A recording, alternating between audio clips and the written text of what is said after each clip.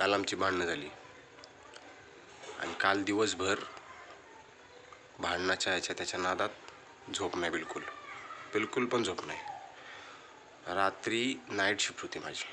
जाऊन नाईट शिफ्टला एवढी बेकार अवस्था झाली, अख्खी रात्र जागावं लागते, 10 तास अख्खे जागावं लागतात. असं नाही की नाईट शिफ्टला गेलो म्हणजे तिथं झोपू शकतो, नाही झोपू शकत. माझं काम लय विचित्र आहे. टेलिकॉम डोमेनमध्ये मला कंटिन्यू मॉनिटरिंग करावं लागतं कम्प्युटरसमोर बसून. मला झोपता येत नाही बिलकुल पण. झोपलं तर लय अवघड सिच्युएशन होती, आउटेज मिस होतात. आलो, नाईट करून आलो आहे आज. सकाळी आल्यानंतर म्हणलं कमीत कमी आज तरी झोप भेटेल. आज पण झोप नाही. काल ते पाण्याचे लफडे, आज पण तेच लफडे. काल पाण्यासाठी टाकी आणायसाठी संध्याकाळी परत जाऊन आलो होतो टाकी नवीन आणायसाठी. भरपूर तिने कुठून पैसे अरेंज केले, म्हणजे टाकी घेऊन येता येईल. आज झोपायचा विचार केला. एक जास्तीत जास्त अर्धा तास झोपला असता. अर्धा तास झोपलं की लगेच ते टाकी आणायला लगेच गेलो. टाकी आणायला बघा तुम्हाला दिसत्या टाक्या, 1 2 3 आणि इकडे 4. या 4 टाक्या 500 लिटरच्या 4 टाक्या आणल्यात. जुन्या टाक्या आहेत पण 4 500 लिटरच्या टाक्या घेऊन आलो पाणी स्टोरेजसाठी. का तर खोली मालकाने सांगितलं होतं की तुमच्याकडे स्टोरेज असलं तर बेस्ट आहे, कारण की टाकी टँकर खाली करायला. तर सीन असा आहे. तर घेऊन आलो एवढ्या टाक्या. त्याच्यानंतर हिजं दुखत होतं, कारण की काल भांडणं झाली. बॉडी पेन होत असेल थोडेफार, काही एवढं काय नाही झालं पण होतं बॉडी पेन वाटतं. तर ठीक आहे बाबा, काय हरकत नाही. आल्यानंतर विचार केला की आता झोपण व्यवस्थित. आता कूलरमध्ये हवा वगैरे, कूलरच्या हवेमध्ये वगैरे झोपण प्रॉपर. झोप नाही बिलकुल पण प्रॉपर. का तर हे उई करते. 2 पोरींमुळे व्यवस्थित झोप नाही. ती मूठ बारकी खेळती, मोठी पण खेळती. आज उपाशी आहे. हिचं दुखतंय दिवसभर. ही पण थोडा वेळ म्हणलं हिला आराम द्यावा म्हणून हिला झोपायला. ठीक आहे बाबा झोप. त्यानंतर बारकीला घेतली, दूध पाजलं, तिला झोपी लावली, मोठीला झोपी लावली आणि नंतर मी झोपलो. तर मी झोपलं की झालं, परत अर्धा तासात परत उठली काय आपटापटीन धापटाधपटी चालू झाली परत काही ना काय. माझी झोपेची आयमाय झाली परत.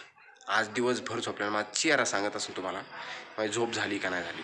मी खूप जास्त झोपायचा प्रयत्न करतोय आणि माणसाची झोप नाही ना झाली, माणूस कर्दनकाळ असतो, माणूस तकलीफमध्ये असतो आणि माणूस काही पण करू शकतो. माणूस स्वतःचा जीव म्हणलं तरी घेऊ शकतो जर आहे ना त्याची झोप नाही पूर्ण झाली तर. मी आज जवळपास 24 तास पूर्णपणे कंप्लीट होऊन 30 तासाच्या वरती उलटलेत. 32 तासाच्या वरती उलटलेत मी झोपलो नाही. आज मला रात्री परत जाऊन 10 तास जागायचे. उद्या आल्यानंतर मला झोप भेटणार आहे की नाही भेटणार आहे हे देवालाच माहिती. मी एवढं तकलीफमध्ये ना, माणसाची झोप नाही झाल्यानंतर काय होतं ना, बेकार अवस्था होती, चिडचिड होती माणसाची. आणि माझ्या बाबतीत तेच होते. सगळं करतो यार. आता ही टाक्या थोड्या लेट आणल्या आणि पाणी आधीच भरलं गेलं. त्याच्यासाठी टँकर आधीच आला होता. हो थांब जरा 2 हे असले कुठाने माझ्या बाबतीत.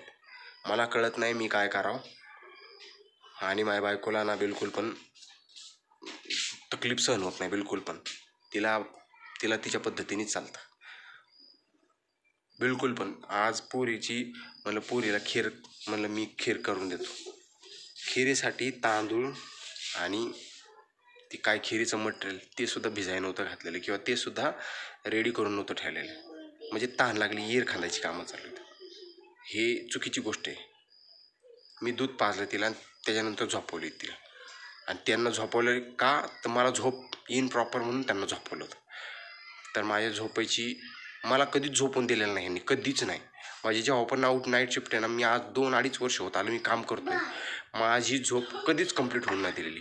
आणि ह्यांना माझ्या झोपेशी काही घेणं देणं नाही, बिलकुल पण घेणं देणं नाही. ह्यांना असं वाटतं की काही फरक पडत नाही ह्याची, त्याची झोप नाही झाली ना काही फरक पडत नाही. एवढी बेकार अवस्था. तर मला समजत नाही. मला आहे ना, मी जॉब सोडून द्यायचा विचार करतो. जर माझी झोप होतच नसेल ना, तर मी जॉब सोडून द्यायचा प्रयत्न करतो. कारण की मला डिप्रेशनमध्ये जातो आहे मी.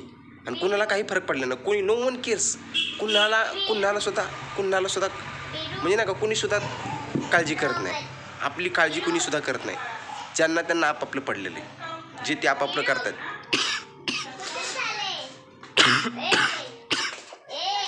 मला आता आंघोळ करायची आणि जायचं नाईटला. माई कशी जाणार आहे नाईट माझं मला माहिती. ह्या टाक्या आल्यात, तर ह्या टाक्यांमध्ये फक्त मी माझं पाणी भरणार. मी पैसे देते ना, तर माझं पाणी भरणार, तुमचं तुम्ही बघा. काल बोलण्यात आलं होतं, तुझ्या आई वडिलांचं तुझं तू बघ. तू तिकडे PG-BGवरती चाललाय तर तिकडे जा. माझं आणि माझ्या पोरींचं बघेन मी कसं करायचं. हे असली ॲटिट्यूड एका लेडीजला आहे ना विचित्र आहे. एका लेडीजपाशी, ज्या लेडीजला 2 मुली आहेत आणि ताण्यात त्यांना माझी गरज आहे हे त्यांना समजत नाही. आणि मला हे समजतं म्हणून मी इथं आहे. नाही तर हे कोणी करणार नाही अजिबात. कोणी सहन नाही करणार. हे एक जेंट्स तर बिलकुल करणार नाही. का त्याला तकलीफ होती. त्याला असं वाटतं की माझ्या पोरांना नको सहन करायला, माझ्या बायकोला नको सहन करायला, म्हणून तो आपला गपचूप शांतपणे बसतो.